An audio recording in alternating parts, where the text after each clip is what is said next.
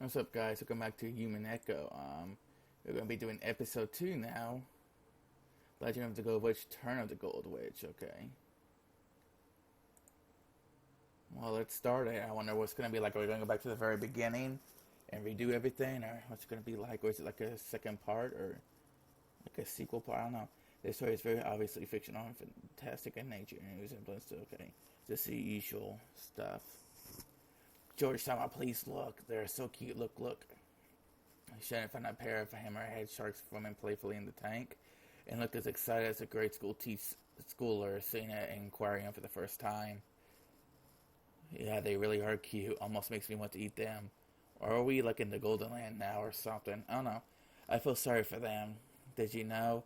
I heard the Japanese are only people in the world who go to aquariums to say how delicious everything looks.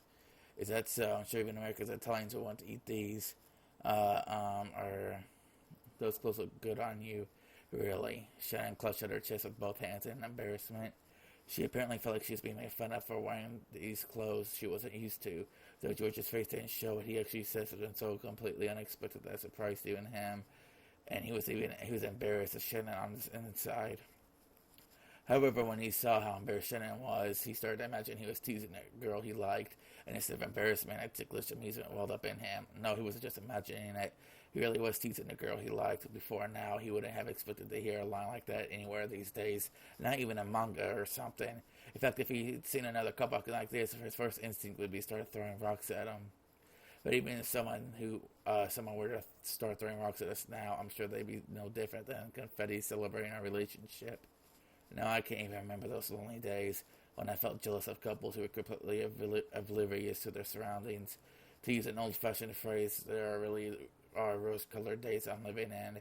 I'm so entranced that I barely notice that massive tank in the world's largest aquarium anymore. Instead of all the expression flitting across Shannon's face as she plays with the fish. It's amazing, isn't it? It's my first time seeing a tank large enough for a world to swim in. I heard the tank is the biggest selling point here, and that's the biggest in the whole world. Is that so? That's amazing. It's really wonderful. It doesn't even look like a tank at all anymore, like they sliced up a part of the sea with a knife and brought it here. You're right, and this really is a little sea. Despite its size, I hadn't thought of the tank as anything more than a tank. That's why I found her metaphor so interesting. No matter how far humans brought in their experiences, they always end up viewing the world through the lens of their own values. Maybe that's why it's so interesting to interact with people who have different worldviews. I voiced my thoughts on this. She responded. True, this may not be the real sea, but if those little guys swimming in there believe it's a sea, then that's what it is. Even though they're inside a finite tank, the sea is finite too. Infinity, maybe. Infinity, okay. Thinking even if the sea were infinite, how much could we ever cover in our whole lives? I'm sure it'd be only a minuscule fraction of the sea. You're right. It's ironic, isn't it? Even though the world is so vast, most of us humans live our lives without ever leaving our own country. If the inhabitants of a place believe they're living in a complete world, then even the bottom of the narrow well could be a wonderful world, an entire ocean. At least for the frogs that live there. Shannon, who spent her days as a servant in a small island 10 kilometers in circumference called Rokinjima, so that was a smile.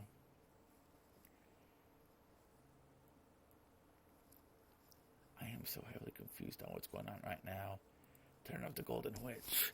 Does it mean that everything's going to happen again, but something like it's going to be different at the same time, or what? I don't understand.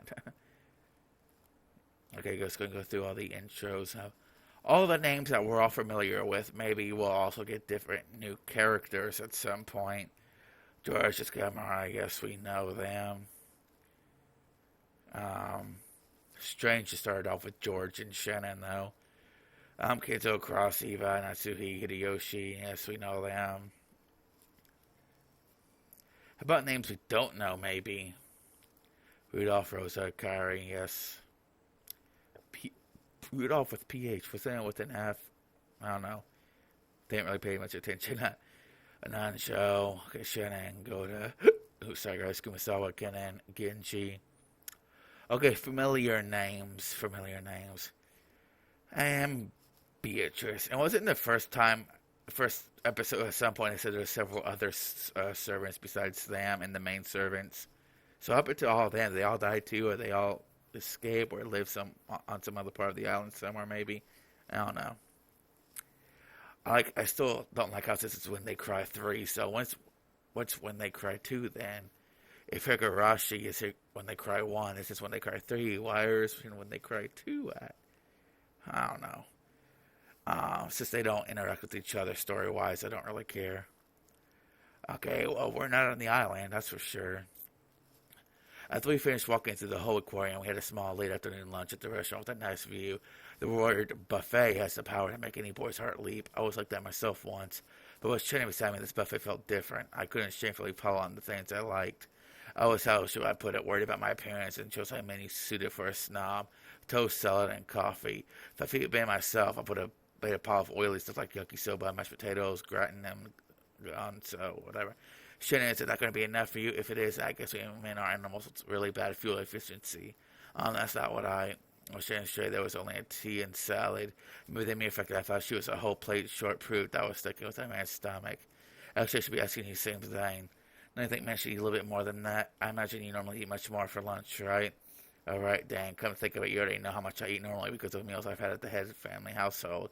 That's right, so I was worried you might have an upset stomach today. Shane was kind enough to guess that I wasn't feeling well. Looks like my stupid attempt to show off made her worry, and apparently my stomach wasn't going to let me show off any longer. Okay, I'll confess. I was just trying to look cool. I held back just because I was with the girl. I thought so, considering how much you eat during lunch at the family conferences. I thought this wasn't nearly enough. Please don't be so reserved and feel free to choose another dish. It's not fair for only me to be embarrassed. What about you, Shannon? How will you be able to keep up with the issue of your family workload on such a sparse diet? Shannon felt silent and blushed bright red. Apparently I wasn't the only one showing off. When I realized that, my embarrassment disappeared completely. Also, that's not enough for you either, is it? Yeah, I usually eat more than this for lunch. Woman's stomach is made of magic, so this is enough. So we've been showing off to each other. Let's not hold back our show. I smiled to show that I wouldn't make fun of her anymore. I rose from my seat. After finally coming to Okinawa, it'd be a waste if we didn't eat with some bitter melon. I better go get some fried bitter melon or something. Shouldn't come with me. Come on. Yes. The anyone watching us, we might seem like an incredible, charming, embarrassing couple. But it's only after becoming a couple that you realize through this exchange of words is everything in our entire world. That's why no matter how much everyone else stares at us with blank expressions, we never notice. Indeed, at this age, I finally understand the feelings of couples who want to endlessly flirt without any regard for their surroundings. After I returned to a plate piled up with fried food, Shannon arrived with a pretty cake. While I fed our fake stoicism, we resumed our lunch. Even though it's a restaurant with a view of the sea is so cloudy, luckily our window seats give us a view of the seaside scenery so grandiose, I don't know, that it extended beyond our field of vision. However, because of the cloud sky, we were only seeing a fraction of its usual beauty. That's right, if it were clear, we'd undoubtedly see a deep blue sea.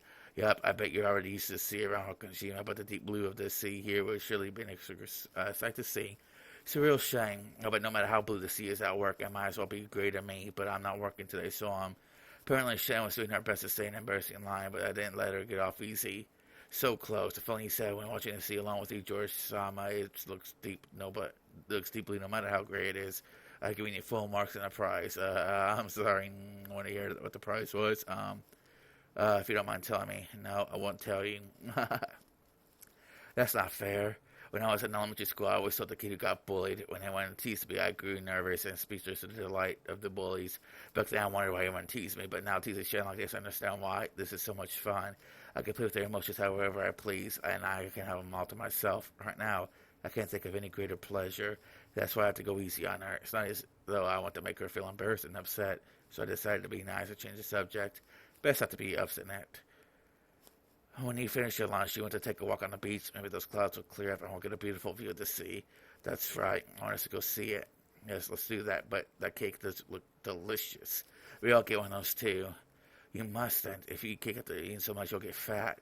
It looks like Hideyoshi Sama's blood is pretty thick on you, George Sama, so you'll get chubby if you don't take care. Shannon, you won't stop liking me if I get fat, will you? After all, I wouldn't stop liking you if you got fat. I didn't mean it that way. If you don't take good care of your body, it'll be bad for your health. Ooh. Mother warns me all the time, too. I wonder if I'll have to take up Tai Chi Kwan or something like she does and get some exercise. When going on a diet, it's better to start by rethinking your eating habits rather than just exercising all the time. Apparently, the exercise only helps if you're eating well first. In other words, you're telling me to hold off on the cake, then I guess I'll just gaze at you while you stuff your cheeks with this, Shannon. A whole cake is probably too much, but maybe just half of it won't be okay. Here, it's really delicious. Shannon cut her own cake and tried to move half to my dessert plate.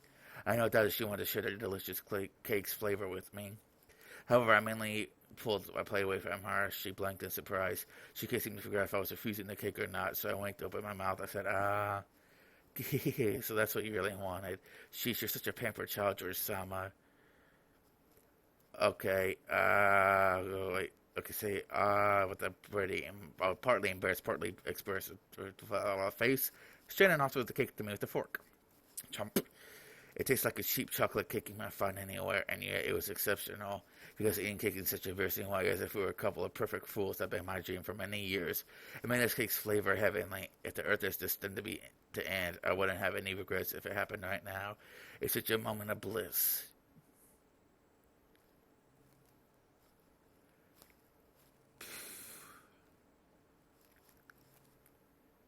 After that, we gathered shells, ran from waves, and enjoyed each other's company while walking along the beach.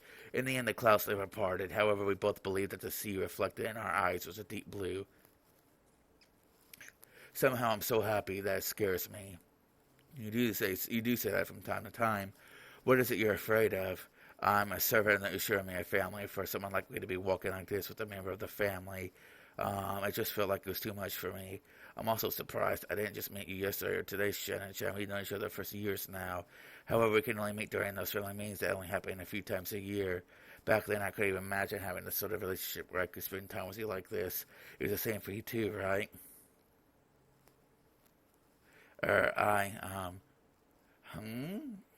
I did imagine it. No, I mean, maybe I should call it a kind of a daydream. I did think about it, what it'd be like being in a relationship with you, a boy who was always so gentle, manly, and considered. That was only ever a fantastic daydream. Then we must have your believing heart to think for our relationship. Magic dwells in the power of love, so I'm sure that magic brought us together. You're right. I really do think it was magic.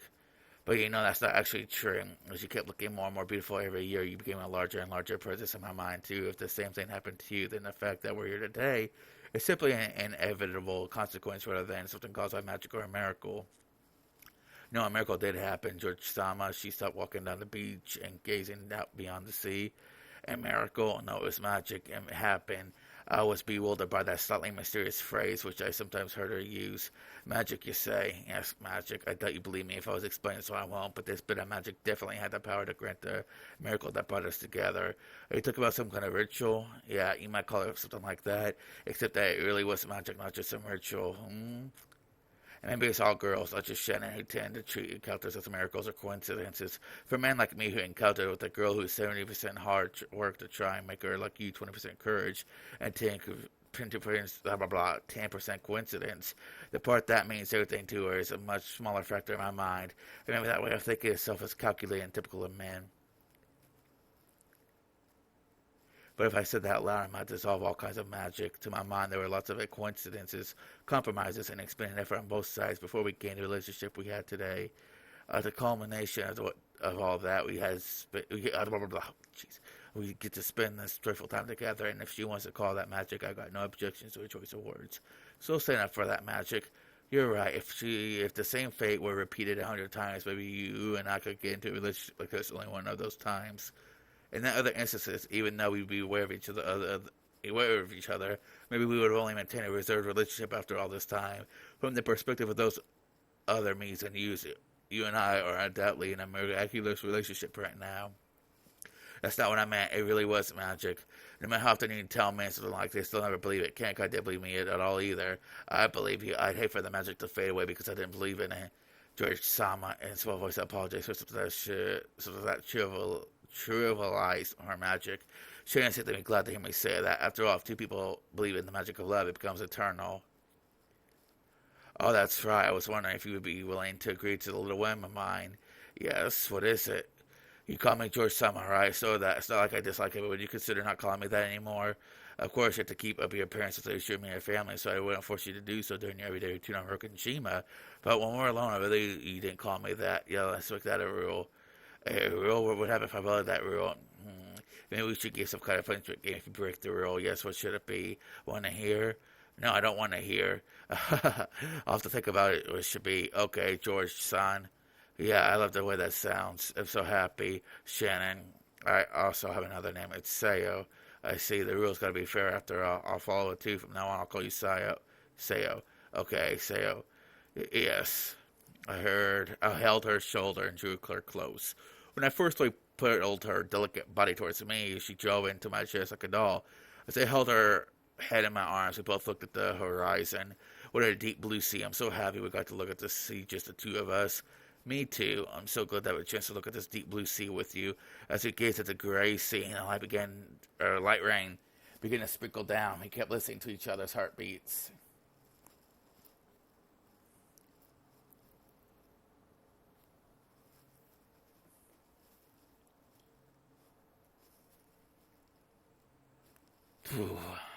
Okay. The sound waves closer to my ears. There was the sound of an RHC. My body bathed in painfully cold splashes does not allow me to forget. It won't let me forget the memories of the day my old fate was broken and smashed.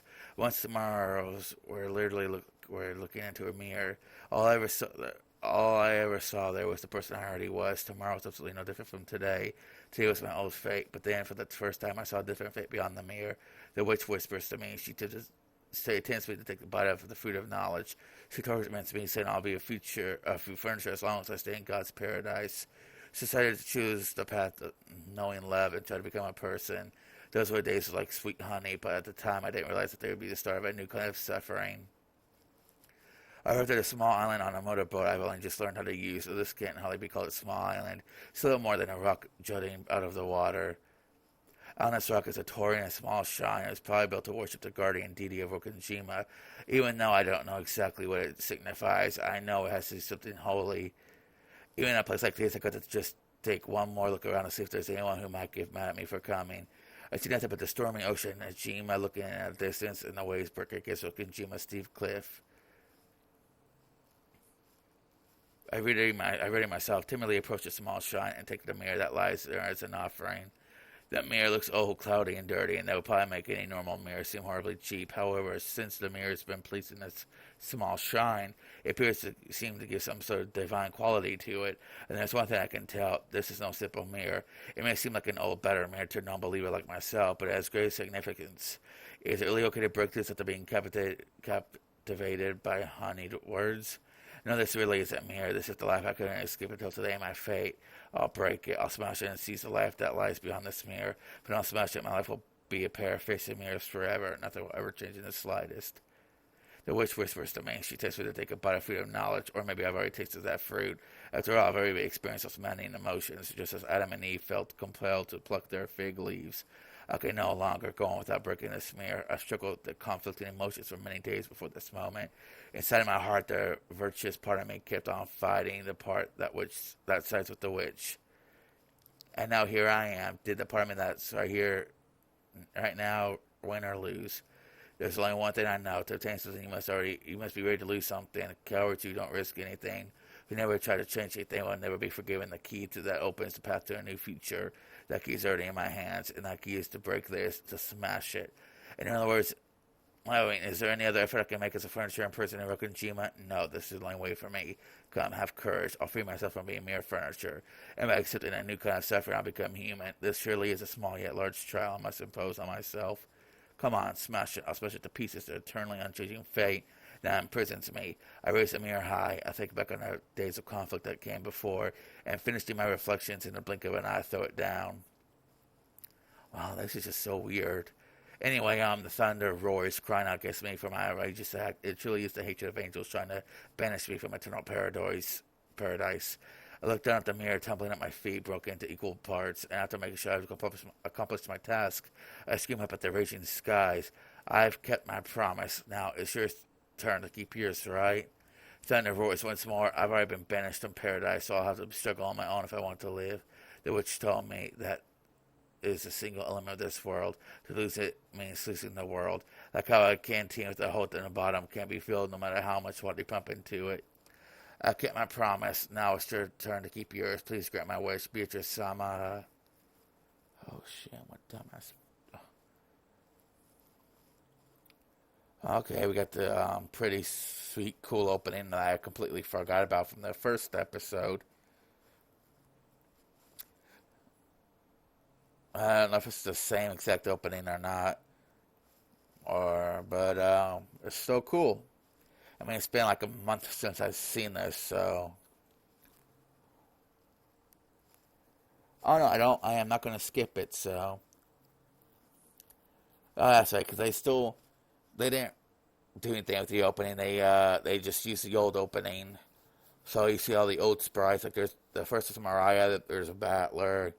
There's Jessica and George.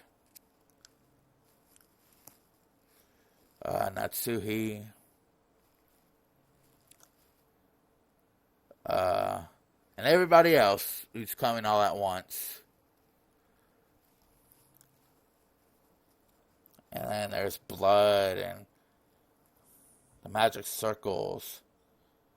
Okay, well, anyway. I didn't know I could skip that. It didn't let me skip it the first time. Anyway, if you guys want to see that same exact opening, I'm pretty sure it's the same. Just go to the very first video. My mind wandered back to the days when I could barely imagine the happiness I have now. I was a middle schooler at the time, a normal girl who thought about love as much as you expect of someone that age. But in truth, it was wrong with me to have that dream. After all, furniture is something more than a tool, not a human.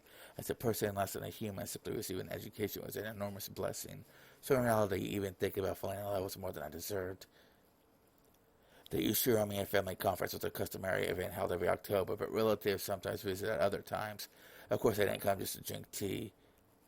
On this day, Eva's family was visiting the head family on Rokujima. The 3 members of Cross's family and 3 members of Eva's family had gathered into the parlor and were having a friendly chat about recent events. Kenji had supposedly told Kento of Eva's family's arrival, but still hadn't come down.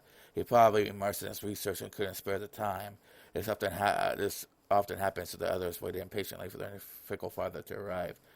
Oh, how promising. Make sure you work hard under your father at building the skills you need if we want to lead in my hand soon. Thank you very much. I've learned countless precious things from the many experienced people father has introduced me to, and these were all things I could have never learned in school. When you're in school, it's not math and language you learn, and what they're really teaching you is the right outlook and attitude for learning more. Once you got that base, you could finally start a long period of study that you'll last your entire life. People who don't get this end up spending their whole lives as fools who never learn. Just getting full marks in math and language won't do you any good at your company.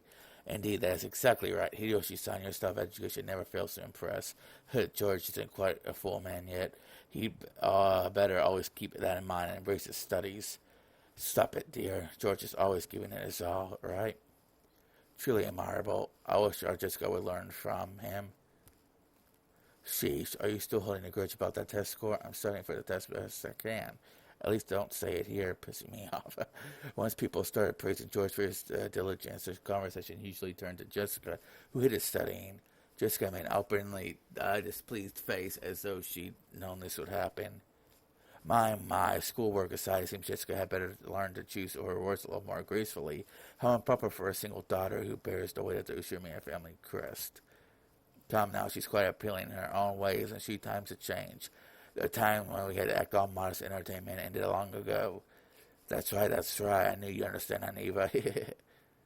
My headache is truly trying today. Are you okay? And Natsuhi, you're looking a bit pale. Thank you, I'm fine.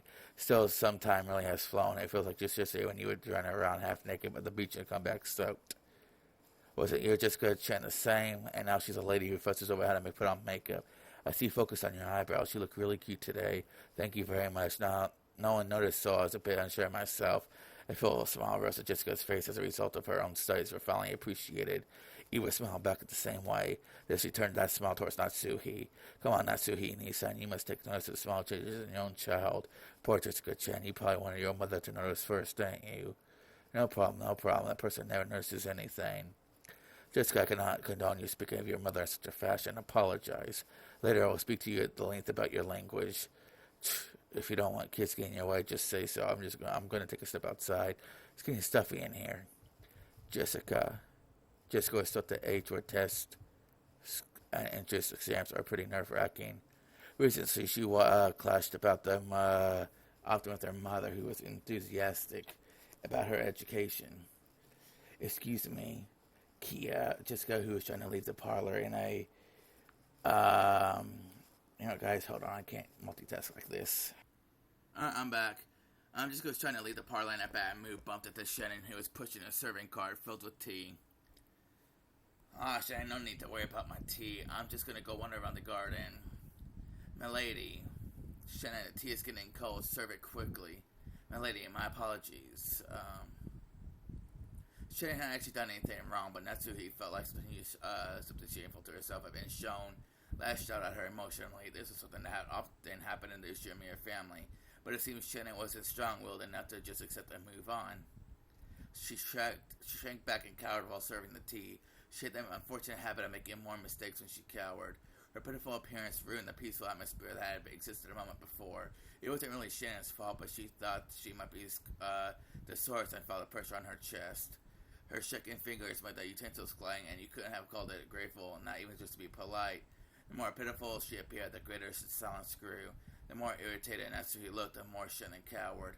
Shannon's thin neck felt like it was going to being suffocated and choked by the reaper known as stress. At that time, George spoke brightly, blowing away that stiff atmosphere. It smells nice. What kind of black tea is it? This is... No, don't say it. I'll guess. It's a very distinctive smell, so I probably know it. Is it Earl Grey? I think it probably is. Yeah, I believe it. Bet it's Earl Grey. When you get back to the kitchen, check the tin. Oh, George, you know a lot about black tea, don't you? One of the company's presidents who looked after me was very knowledgeable about black tea. I managed to pick up a little while listening to him discuss the subject. Oh yeah, the president of Okanogi Foods. You have to sort of chip it. It's like a specialty. The name of black teas up there refers to places they made, right? So this comes from a place with that name. From what I've heard, there's a person called Earl Grey in England long ago, and it was named after him. Furthermore, that distinctive smell doesn't come from tea leaves, but from a fruit called bergamot, which is a relative to the mandarin orange. Is that so? I never knew that. Learning things like that makes the tea taste all the more delicious. Some things goes to alcohol and cigarettes, luxury items have a taste of romance. Knowing stuff like this depends on taste. It's the same as reading the list of benefits on a medicine bottle, and that's why son, you should try reading the explanation on your favorite headache medicine someday. What a wonderful idea. Try it tonight. Yes, I'll do so. Shannon, try opening that pot. You should find some dried bergamot mixed in with the tea leaves. Ah, yes, it's in there. Something like dried orange peels mixed in. Yes, it's probably bergamot. The main ingredient is an Earl Grey scent. The scent is vivid, so you might expect the taste may be intense, but it's still gentle and easy to drink. If you make it with milk, the scent should become more mild, which works great. If there's anything left in the pot after you pour it for everyone, you should really try drinking it with milk. Oh, yes, thank you very much. George gave her a small wink. Shannon finally realized that George had kind-heartedly swooped aside the tense atmosphere in the room, and he had done it for the sake of Shannon herself, a cowering servant. The Shirumi family did not pamper their servants, and the display of awkwardness would be harshly punished.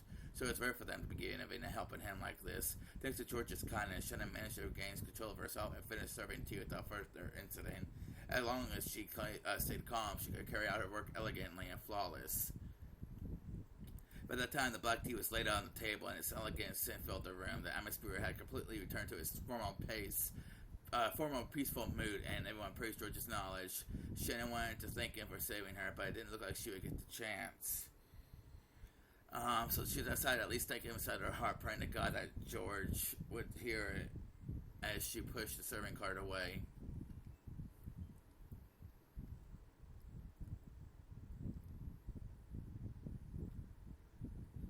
George Nissan always sends a helping hand at times like that. By changing the topic or something, Shannon and Jessica were in the rose garden. Jessica still hadn't returned to the parlor after getting into a fight with her mother and was nonchalantly killing time here. When I think back on it, I get feelings that this was the first time he's helped me like that. Whenever I made a careless mistake, George was always around. I'm pretty sure he'd always naturally smooth things over and restore harmony. Maybe it was just something as direct as picking up the fork that had been dropped, but that was his way of caring. Even if servants have their pride, they want to fix their own mistakes for themselves. Even if a guest lends them a hand, they'll lose face. He's really good at reading between lines when stuff like that happens. Well, I guess it's kind of like art to him. That guy's more of a show-off than he looks. That's not true. I think he's a really wonderful person. Shannon, you haven't fallen in love with George Nissan, have you, for once? Shannon had disagreed with Jessica in a slightly forceful tone, which immediately caught Jessica's attention. None less that I think. George, come to think of it, I've hardly heard any stories about George Nissan in love. I think I remember him say that family-oriented girls were in his top. Then I, Who that fits you perfectly, Shannon. It does. How could I not suitable for such a thing? Not suitable like hell you want. You could know him for so long, blah blah blah. You've known him for so long, you're practically a childhood friend. They say that when you start from a natural relationship where you don't think of the other as a member of the opposite sex, the things start to move pretty fast as you finally start thinking about it. There's no doubt. Jessica loved teen magazines with this kind of story, and she's always getting excited talking about that kind of thing with her friends. She's very quick to pick up on love stories like this, so this was the first time Shannon had been exposed to this kind of story. But this certainly was the first time she started thinking of George as a member of the opposite sex. She was furniture while George was an honored guest and a member of the Ushirimiya family. Until now, she assumed that even imagining a deeper relationship with him would be impermissible. So he hadn't thought of it. Since it was someone else's problem, Jessica poked fun at it, seeming to enjoy herself. It was all Shannon could do to hide her blushing cheeks. If George was to appear at a time like that, she'd have no chance of keeping her cool. They saw George come out the entrance off of the mansion, and it looked like he'd seen them as well. She headed over there, waving his hand. Shannon had to be frantically trying to regain her ordinary composure before George reached them. Grandfather had finally come down. Now they're having an adult discussion, so they chased me out. Haha, escaping them. That was the right choice. It'd be better to kiss the angel of death than look at the grandfather's face. You shouldn't speak that way, but I think grandfather might think of us as angels of death. After all, we came here to talk about borrowing money for business reasons. That's right, this was a customary annual October family conference. Ewa's family had a visit to apply for a business loan from the head of the family. Kenzo had vast resources and lent out those to his children. Of course, they didn't borrow money because they were living on poverty. How would they expand their business with the vast sums they wanted to borrow? How much interest would be attached, and how long would they have to repay it? This was a sort of loan designed for the poor. It was a loan for those who were on the offensive.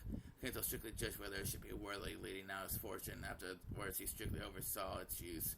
Circa and Chima would sometimes play host to spectacle where relatives visited and described their business to Kenzo. To the parents, these meetings were burdened with them the strain of having to move a vast amount of money. But to Jessica, who lived on this isolated island called Rukanshima, it was a precious opportunity to meet up with her cousins. To be able to talk with the occasional guests such as George like this immediately cured the bad mood she got from that fight with their mother. Her family's totally stingy too. They probably got money to spare, so why not lend it graciously? Then her grandfather would probably get big-headed and act all important. It's natural to be prudent when lending money. Of course, my father used what he borrowed to expand his business, and he'd come with a plan that promises still a probability of repayment. Everything else is left up to the presentation. But I really wish I could watch from the corner and learn. Mother chased me out. I'm a little let down. It seemed that Master still tends to scold across Sama and Eva Sama as if they were kids. I'm sure she didn't want to let her son see that. As Shannon hung her head, she thought back on a scene familiar to those who worked in the mansion. Even across who acted towards the siblings, but still treated like a child by Kenzo. She herself had often seen Kenzo slap across and tell him to sit up straight. It was probably very embarrassing to be coarse like that at his age. Taking care to avoid being present at times like that was one of the important responsibilities held by the servants working here.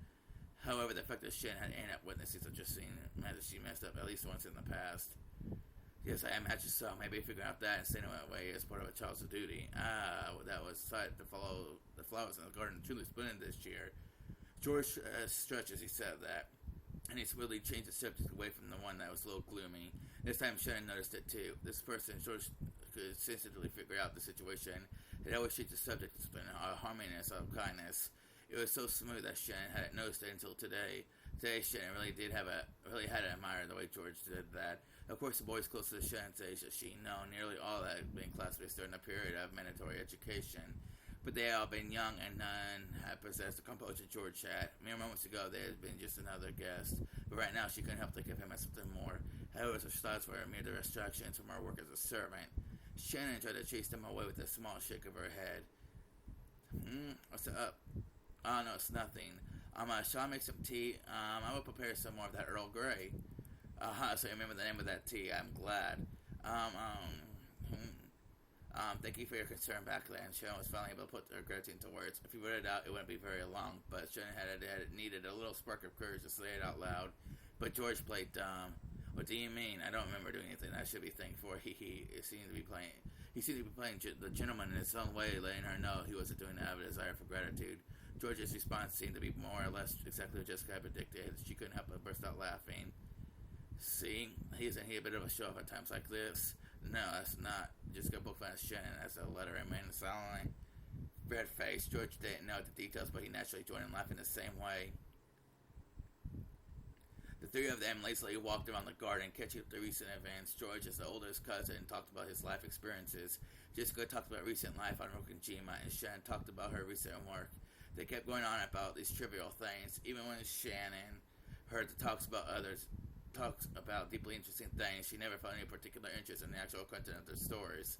She was nothing more than a servant. She had no intention of delivering into her master's lives. She simply wanted them to enjoy their time speaking with her, and would only pretend to listen intently, not at the right moments. But for some reason, things George talked about seemed to capture her interest powerfully. Even things she normally ignored, felt the way she contained a trace of kindness and beyond the words. For some reason, she wanted to know more things about George, no matter how trivial, so she stared fixedly at him.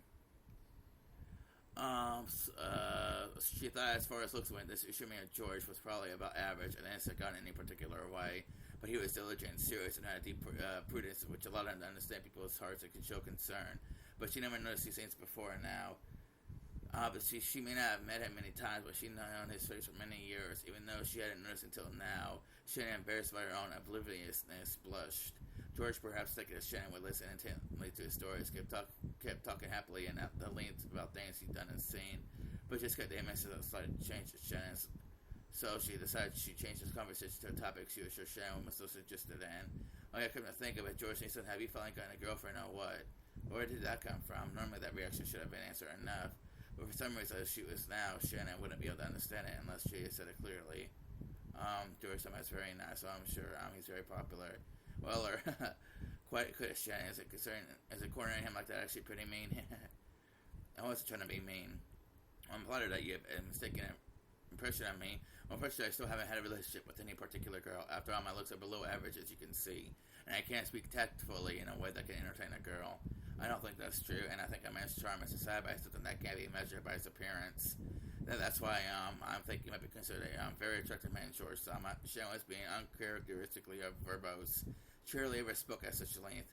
George seemed fairly pleased to hear someone applaud his charm like this, but he was just a little surprised at this sudden high praise. Jessica now for sure her guess was spot on, appeared to be barely holding back laughter. Thank you, Shannon. I hope I do bump into a girl who's generous enough to feel attracted to me before too long. Yes, I'm sure you'll run into one. I'm sure there's at least one. No, a lot of girls will recognize your real charm. She probably wanted to say that there was at least one girl very close to him. Shouldn't avoid saying that much, drawing the final line as a servant. Really? I guess I'm kind of embarrassed. He probably never been praised as heavily by a girl before. George's face turned just as bright red as Shannon's. As she watched the two of them just giggle sadistically. Well, I'm sure you'll eventually bump into a wonderful partner, George Nissan, but I doubt you'll be able to properly escort your partner as you are now, right? Looks like you're diligent, but you completely abandoned your study of that. Sorry about that. I'll start studying that by bit. And how dare you be planning to do all that by yourself? Are you going to be watching romance movies or something? Or are you going to learn from Uncle Hiyoshi? Yeah. Well, you're acting pretty triumph. Men are no match for girls when it comes to that sort of thing. Normally, when George and Jessica got together, the parents would say George is diligent and admirable, and Jessica is lazy and rude. So it's probably unbearable fun for Jessica to have their roles finally reversed. George realized this as well, so he resigned himself to being the one getting teased for once. So George said, as long as you're okay with it, why not practice to be with Shannon? It'll be your job to keep Shannon entertained all day and go on a date. What do you think? What are you?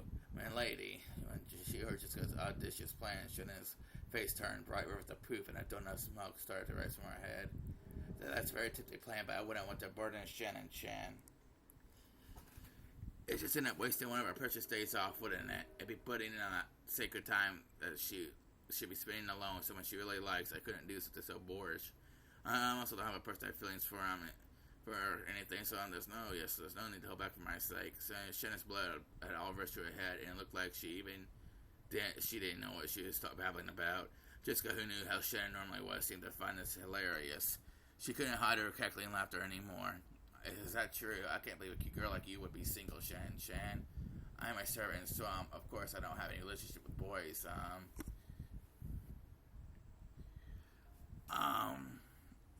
Which means that Shan ever gets a chance of getting herself a wonderful guy, she needs practice, which relationships too, right? So you both want the same thing. Sweet, that'll be perfect. He just responsibly cheered the two of them on, but now even George was hanging his head, turning red. George, I've been calling to you for a while now. Didn't you hear me? When he appeared in that already an embarrassing situation, both of them got even more flustered. Jessica watched and laughed loudly. Mother, I'm sorry, I was engrossed in our conversation. I didn't notice. Oh, he was telling me my deepest apologies. And it looks like you and kids are getting really fired up together. You're all about that age. I know. Kids your age can talk about this sort of thing forever. Oh, come on, you're still young and you're suffering, Eva. Please tell us how Umineko and Hideyoshi met.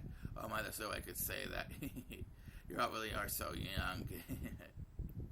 So, what is it, Mother? You called me because you want something, right? Your father and I have the rest.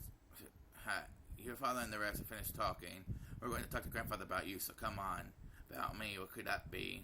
The same thing you were talking about just now. You know what I mean, right? Oh, that's something we need to talk to Grandfather about, right? What's going on? What, George needs you getting married? Congratulations. No, didn't you just say I didn't have a particular woman I was interested in? That is something to brag about, is it? Good grief. He was smiled bitterly, looking at a little exasperated. Oh, I get it. George needs one of those, right? And only a marriage meeting. A marriage meeting, you say? Well, yeah. Surely Emma is a man George wanted to find a partner by himself and bring her home with him. So it seemed he thought it was pathetic to meet his partner for the first time in a marriage meeting arranged by his parents. Should marriage meetings be done at a more mature age? I still don't feel like I've become a full-fledged adult. Of course, you have no desire to rush into immediate engagement or marriage, right? There's nothing wrong with deepening your friendship first, and then having her move to a family register after you gotten older and settled down. Just by Eva's forceful attitude, George's now coming one others could catch a glimpse of the story behind this marriage meeting. They didn't know who George was supposed to be meeting, but it was surely someone who would profit Eva's family in a business sense. Very effectively be satisfied with the mere engagement to deepen the relationship between the two families rather than immediate marriage made it feel almost like a political maneuver. You see marriage as something you should enter into only one after you start liking someone. You marry them first and then you adjust. If you marry based purely on emotions, you'll end up regretting it. There's certainly nothing wrong with choosing a person with a secure background for your partner in life and then developing your affection later. I think Eva is that kind of rude Uncle Hideyoshi. I love that man. I want to always be with them and to live my life beside his. Eva said, that's wonderful. That's truly splendid. Thank you. But we built up those feelings while we were husband and wife, you see, and I believe that in the future we'll be much, much closer than we are now. I think that's what's best for a married couple. So I don't think you can just argue like that. It's okay to marry someone you don't even like. But it also doesn't mean it's okay to marry anyone as long as you like them. It only takes an instant to get married, but your life as a married couple will last a long, long time after that. So you should search with prudence and avoid making decisions based on momentary emotions. Don't you think a matter like this will be better handled by us rather than a person lacking life experience such as yourself? That may be true, but I'm proud of you, my only son. You've grown up magnificently, and I'm sure you'll do as proud no matter where you go. And now that Butler Gunn has left the family register, you are father's only male grandchild carrying his blood. We must prudently choose a fitting partner for you. As everyone relates to Shamiya family knew if you adored George immensely, but that didn't mean she pampered him. She had been strict with him and been raised into a wonderful boy who wouldn't betray her expectations. That was why she treasures him so. Your partner certainly won't be selected based on your parents' profit and loss. I'll bring a suitable and truly wonderful woman. At this moment, your immaturity might make this seem unpleasant to you, but if you're going to take my advice on anything, listen to me now. Have I ever failed to act in your best interest? No, you haven't. That's enough for now, so let's go. We're keeping Father waiting. Hurry to the mansion. Well, sorry, you two. See you later. George bowed to two of them after bowing once more to Shan. He dashed off to the mansion. I'll be going with him. Forgive me for interrupting such an entertaining conversation, Jessica, Shan, and Shan. No. Please don't worry about it. Come on, Shannon. Let's go. Yes. It's okay. I'm sure you'll meet someone wonderful soon, too, Jessica Chan. A wonderful person suitable for you. So if he's at the same level as me, you give me a guy's grades. That kind of pisses me off. And of course, you too, Shannon. I'm sure that wonderful man suitable for you will appear. Yes, thank you very much. And Eva giggled and smiled as she approached Shannon's ear with a hand over her mouth, as though she's trying to tell her a secret. Huh? I'm sure you'll find a perfect match for a lowly servant like yourself. Have you forgotten to be grateful for your education? Know your place. That's not what I meant. George's eldest grandson carrying father's blood. He's a person who may bear the burden of the Ushimir family someday in the future. To answer to that expectation, he has studied tirelessly, entered a wonderful college, and getting wonderful grades. Did you really think you could snatch George away, you uneducated, incompetent, unqualified, uncultured servant? Those malicious words all poured into Shannon's ear without spilling a drop. To Shannon, it was like cold water being poured in there. I didn't mean it was all it whispered to Shannon in secret. And with the same smile as before, Jessica, who could only see Eva's expression, didn't think it was anything other than Eva telling Shannon some embarrassing story about love. When their secret conversation ended, Eva patted Shannon's shoulders as though she was urging her on. Don't worry, I'm sure you'll find a perfect match for your partner, right? Okay, Jessica Chan, see you later. Yeah, see you, and make sure you tell me about you and Uncle Yoshi next time. No way. Eva left Lolly and headed back to the entrance hall behind Jessica, who was cheerfully waving her. Shannon reflected very, very deeply on those words of Eva knowing about her place.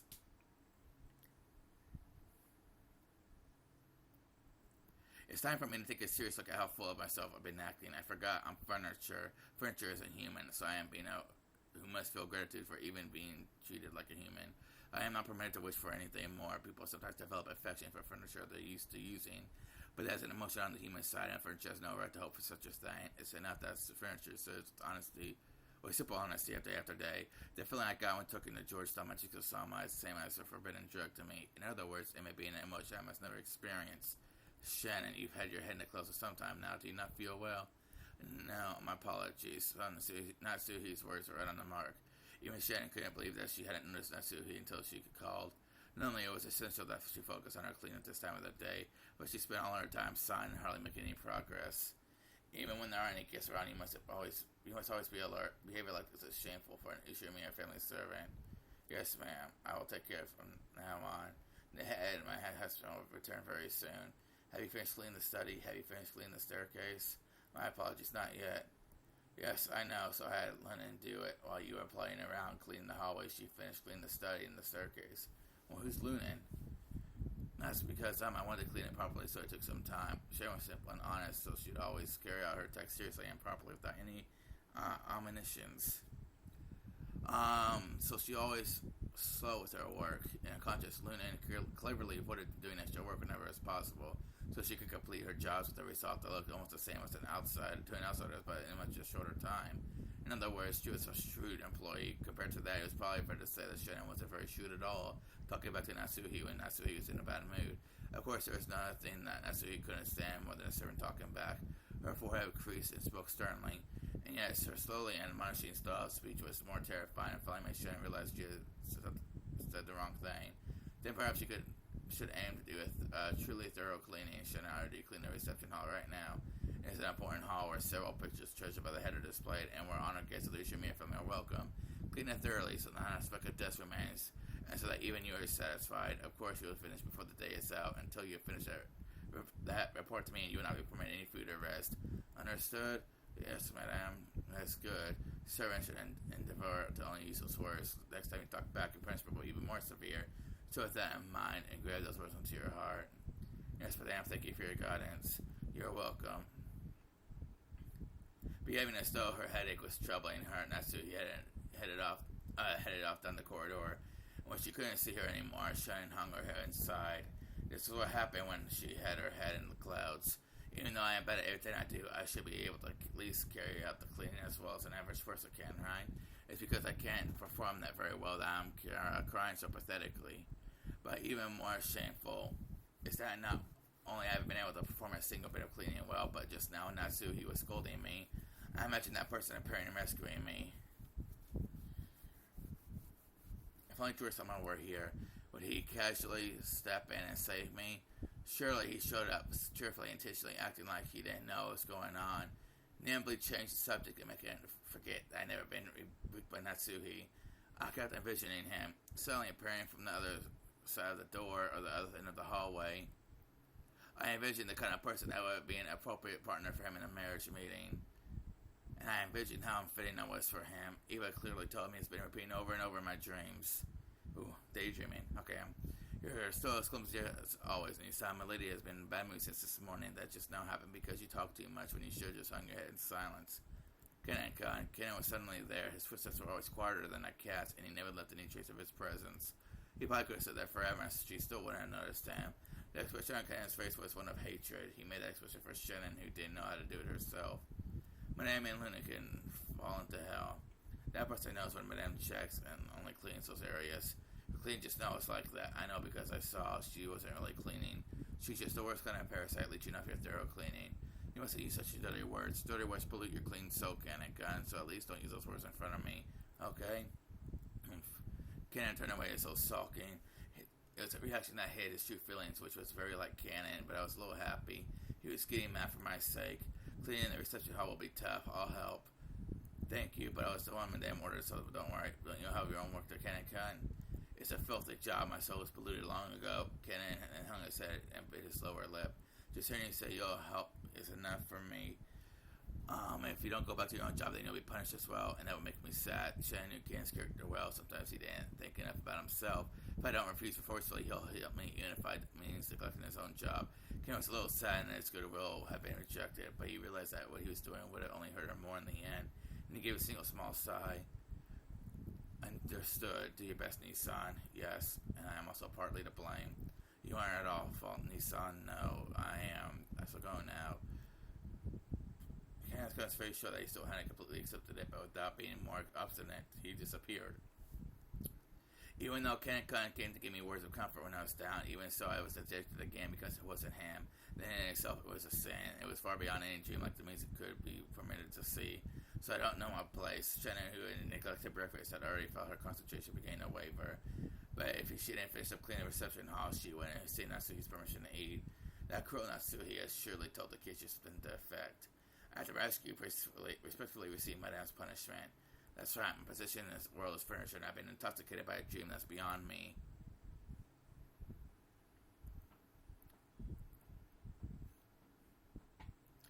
I finished cleaning the cleaning hallway and went to the reception hall. Maybe when my hunger made me lose my nose more sensitive, I could have sensed a delicious aroma wafting from the kitchen. Even though it was far away, my empty stomach was encouraged even more. Until I finished up here, I wouldn't get any soup. I just had to resolve myself to doing it. Several portraits were hung in the reception hall. One of the portraits was thought to hold a special meaning amongst the servants.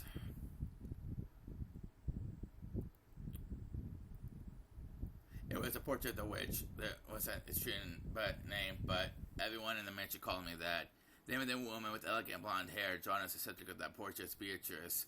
It was whispered that she might be the former mistress of Kenzo the family had, and also it was true as a great witch who had given Kenzo the golden under legend.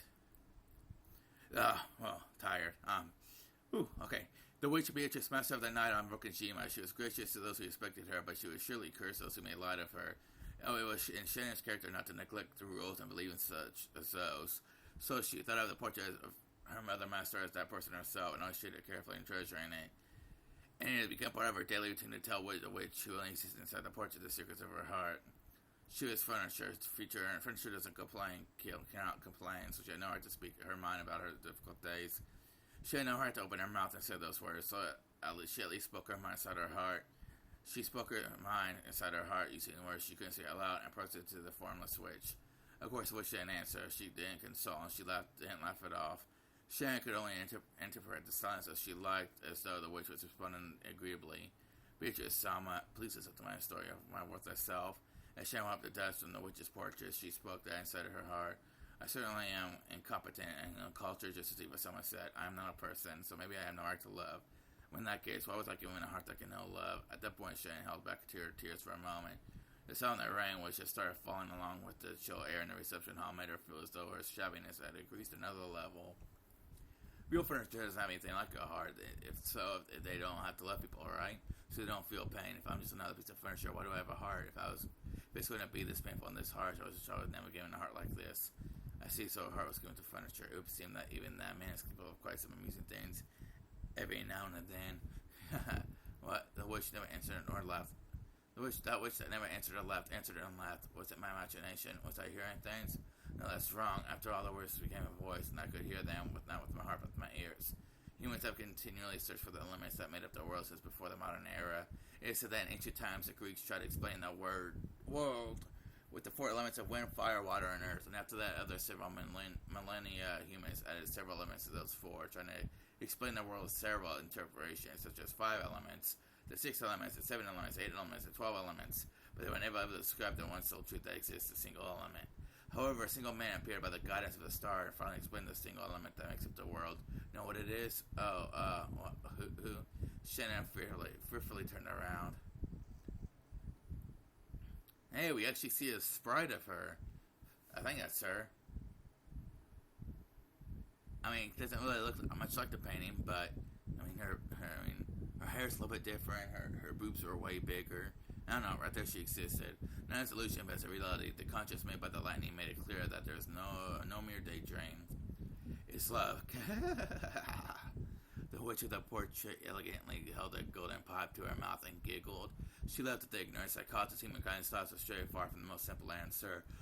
The man explained everything in the world with love. Their single element. That man fully explained how the world is constructed with the smallest possible number. How simple and clear, and how splendid, her exhilarating, pleasant, and thrilling. The year that man was finally born is called the start of the modern era. Oh, you know, I just want to know, what does her original sprite look like? Oh, that looks horrible in my opinion. Looks pretty similar to the... Okay, but I like the new one way better. Okay. Sharon lost any words to speak. She thought that when first meeting an unknown guest, her first words to be asked that person's name. But without saying anything, Sharon knew this person's name, so she refrained. Now, surely it would be the greatest disrespect for someone who lived or worked on the island to ask a woman her name. After all, she was the other master of this island besides Kenzo. Beatrice-sama. Indeed, I am Beatrice. Even after 1,000 years, I see that people still always give me that look when we first meet. The witch giggled at Shannon's reaction didn't betray her expectations. Shannon realized that she had met with the being that must have been met with, and she took a step backwards. As for the wall on the portrait were so even as she gazed at the witch, the witch's portrait was touching her back. The source of your troubles is love. Love, the single element that makes up this world. In other words, it is everything in this world. When it's lacking and your world is lacking too, it is no different than scooping water into a canteen with a hole in it. And if you scoop and scoop that internal desert, the heart never fails. It is the original sin that humans are founded upon and everything is made of. Understand, when Adam and Eve put the fruit of knowledge to their lips, love is what they learned of. Because of that, humans were chased out of the garden and became fully human. Which means that knowing love and suffering is what makes one human. You kind-hearted child, you ought to be praised. Now that you've gained this knowledge, you're no longer furniture, you're now human. I recognize that with all my authority of my name. Is it hard to come in person and understand? Very well then. Forgive me, it's been a long time since I spoke out to human. Allow me to apologize for my talkativeness. Without wanting for a reply from Shannon and Beatrice laughed pleasantly for a while. Perhaps this isn't much of a way of an apology, but I would be willing to grant that wish of yours with my power if you desire. The meaning of those words surprised Shannon even more than the witch's sudden appearance. I'm offering to bring you the one you love together. Normally I would demand something of equal value in return. However, I'm in a good mood, and you have never failed to pay your respects to me in the past. That's then what's rewarding. Is that true? Normally Shannon would be shocked and struck down by the seemingly impossible guest. However, almost as though she had already under the witch's spell, Shannon responded, with my magic, it would be no trouble at all to arrange you for it to be joined with the one you love. Yes, of course. Shannon almost said that without blah, blah, blah. I didn't think that was going to skip. Anyway, after all this switch, a sinister being, the witch Beatrice is clearly trying to slip in through the cracks of my heart and take me prisoner. That sort of temptation is just all many fairy tale picture books warned me about when I was young is right in front of me now. Fear is also a form of respect. It may be pleasant for me, but will make no progress this way. I am not different much from the image of this detestable witch that you hold in your mind. However, I do bestow my favor upon those who respect me. Aren't humans the same? Well, I doubt any human would bestow a favor upon one with such a hostile attitude. My apologies, I didn't mean... Shannon eventually realized how rude she was acting towards this guest, and she finally digested the words that had been spoken to her a short while ago. You're no longer furniture, now you're a human. As she reflected upon those words, Shannon felt as though the witch understood all her worries. Just now, about our reward. I said that I can arrange for you to be joined with the man who has captured your heart. Think of it as a sign of my gratitude for your diligence in polishing my portrait day after day.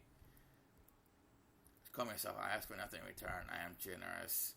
However, though I ask for nothing in return, I do have a request. Look, here it comes. Part of Shannon's heart sent her a warning. This is what all those scary picture books she had read when she was little had warned her about. You know, the small tourist shrine that had been constructed on the ocean very near this island, which you could see when you gaze off the cliffs? Shannon immediately remembered it. When you reached Torkajima by boat, there was a story in a shrine on our reef that was too small to be called an islet. I'm pretty sure Kumasawa told me it's her story, but I can't remember it well. Traveling the Shugenja, kind of a holy man that built it, or prayed there or something. Yes, I know about it, but why do you bring it up? I will not explain anything, including the very basics to one ignorant of demons, but it's causing me trouble. The truth is, there's a mirror kept inside that shrine. I want you to break it. It was quite a suspicious request. So Shannon didn't know the details, but anything stored inside the shrine would have been something sacred. And she wants me to break it. Why would a witch ask a human for help instead of doing it herself? There was no need for Shannon to speak her thoughts aloud. Beatrice responded to Sharon's involved doubt before Sharon could give her answer. The magical power of that mirror poses my own. I cannot explain it all to you in my words first, but let's speak of the difference between utensils. That mirror is a fork, and my power is a soup. You cannot drink soup with a fork, correct? If the resistance of that mirror were gone, I could produce a spoon ideal for drinking soup. After that, I could drink soup as I please, and even dig myself away out of the rocky prison. I'll keep engaged someone's eye out with it. Was that not the face? I don't know what you're talking about. If my poor education is blame, I apologize. It comes down to this. If you take my action and break that annoying mirror for me, I shall grant you wish as a reward. I am quite in a good mood today. You may even change your wish and receive all the gold of a soulbound kin of his desire. I refuse. What? When she heard Sharon's words, Beatrice realized for the first time she expressions had been betrayed. If you have reason, tell me. If there is some concerns, I shall resolve it. I don't really understand the reason, but up until now, this land has been at peace and nothing bad has happened. So even if I don't break the mirror, the peace that is existing until they should continue in the furniture. Yes, you're quite right. It's just as you say. If you don't break the mirror, the same unbreakable days that have passed until now will continue tomorrow and the next day. Why don't I give you an absolute guarantee? I shall stick my name Beatrice on it. The unbreakable days before this time will continue until tomorrow and the next day, and for an eternity and for eternity. Sharon felt overwhelmed by an illusion. The mirror probably existed with the purpose of restraining the witch. So Sharon broke it. The person who stood to gain was supposedly the witch herself, and yes, Sharon felt somehow that she had to deal with her own sake. It felt like some premise had been switched around. I will do nothing but grant you your chance to bring your feelings to fruition. It's up to you to decide whether you break it or not. If you break it, I shall grant your wish. If you don't, the tomorrows that come before today will continue for all eternity. Your wish will not be granted for all time. Do you understand? Do you see what I mean? The witch is speaking. She is pressing Shannon, and she must break the mirror if she ever wanted to be united with George. It was a declaration that Shannon's feelings would never be brought to fruition unless she broke it. Please stop it. I don't want to hear something like that. It was never my goal to cause you pain. Oh well. When love leads to madness, then is what we see, the true charm of humanity. Enjoy the emotions your hearts contain. However, if you wish to borrow my power, feel free to break that mirror at any time, and then you may yell my name and waken me. I will certainly keep my promise. That way you should have no complaints, right? And I won't force you to decide right now. Easy is it not? Was it really such an easy thing to do? No, it certainly wasn't. To Shin, who was burning with intuition and worried about love, being tempted constantly internally with the way out, was a truly cruel trial. I won't set a time on that promise, but there's a time on the magic that can grant your wish. That limit is not my making. The one you love is decided himself. You see my meaning? No, I don't understand. When the one you care for finds a partner to whom he ought to split his love, that limit will be reached. I may be a witch, but I am no demon. I possess no magic to tear apart a pair of those who love each other. The one you love will soon be attending a marriage meeting. Yes, you may have stronger feelings for that man than anyone else in this world. However, that doesn't mean you're the most suitable partner for him, does it? I know with whom he will be having his marriage with meeting. That girl is the most suitable for you. Show me a George in the entire world. She came from a good school, achieved good grades, and possesses both composure and thoughtfulness. She's more beautiful than you, wiser than you, more suitable than you. How could you, an ignorant and confident and cultured girl like you be suitable? You know better than anyone. You're none less suitable than you. Even imagine that you and Ushimi or George could be joined as sinful and foolish. Know your place. If you've forgotten to be grateful for your education, know your place. George is the eldest grandson carrying father's blood. He's a person who may be bear the burden that Ushimi family someday in the future. To answer to that expectation, he has studied tirelessly, entered a wonderful college, and gained wonderful grades. Do you really think you can snatch George away? You uneducated, incompetent, unqualified, uncultured servant? Stop it. Don't bully Shannon. Who the hell are you? At that time, Shannon held her head, trying to protect her heart from the big lady Beatrice's words. Shannon ran in front of her. Shannon didn't care who this woman was. If this is an enemy tormented Shannon, whom he loved and respected as a sister, nothing else mattered. Kaneka, stay back. This person is... She seemed like Shannon also realized the portrait stabbing her forehead was the witch of the portrait, and also that she was something to be feared. I simply wish to give Shannon a chance to claim her reward, but it seems I said too much and ended up hurting her. I must apologize for that, but I shall leave that behind. I promise as a reward to you. If you need my power, come any time. I've already told you, you know. Oh, then let's call it a night. Hostile gazes might be pleasant, but they may damage your beauty, yes. Cackle, cackle. Disappear. I don't know who you are, but you're threatening Shannon. Don't ever show yourself again. Cannon's worse in to deeply annoy the witch.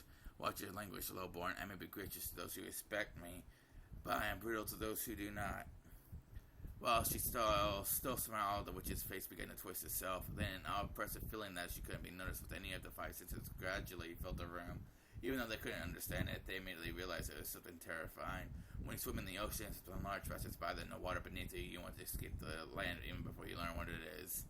That's exactly what this was like. Please stop, Beatrice. I can't. I'm still a child. I apologize for his language. Okay, and placed his body between the witch and Shannon. There was a tense sweat on his forehead. At that time, the witch certainly held Cannon's fate in the palm of her hand. She didn't need to lift a finger.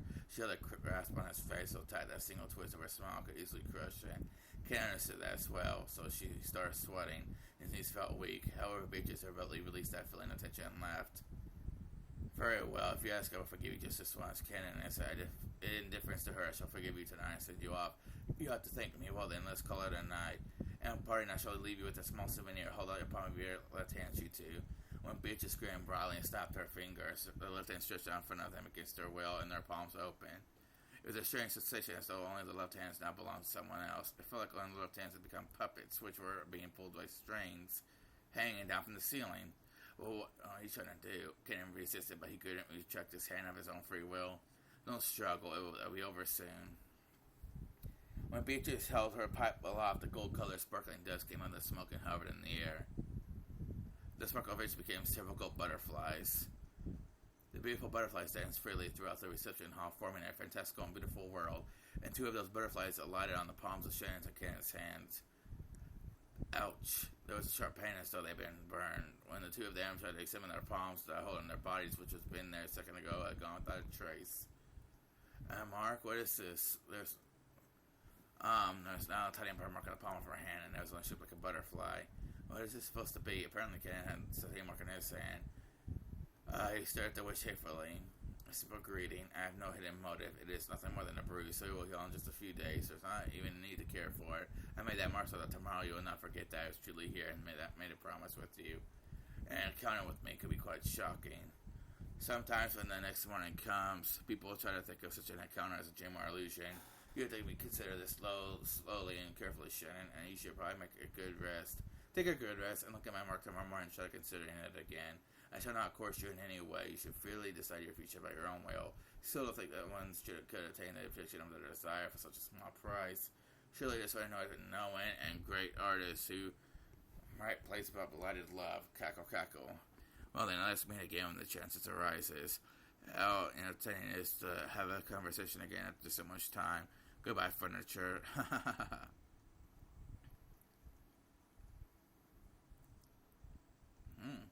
Bitch's body crumbled like smoke and blew away. It was like golden smoke, no, a cloud of gold butterflies. They scattered in all directions inside the reception hall, leaving a golden splash before disappearing in thin air. After that, only cold silence was left. It was so silent it made both of them think they might have been daydreaming until just a moment ago. Which had left those marks. She had done so to make it impossible for them to think of it as a daydream. As Shannon and Kitty could remember the butterfly bruises on their hands and the pain they'd felt when they'd been made. They kept staying still, stunned, and from that moment on, Shannon was tormented by days of suffering and conflict. Okay, guys, I will be ending the video here. I saw something else happens after this. Like, when I had last video, I almost ended it, and there was, like, the credits and everything. But anyway, it's just gonna be some, for a slideshow of the thing. Slideshow of the little room stuff. Anyway, guys, I'll see y'all later.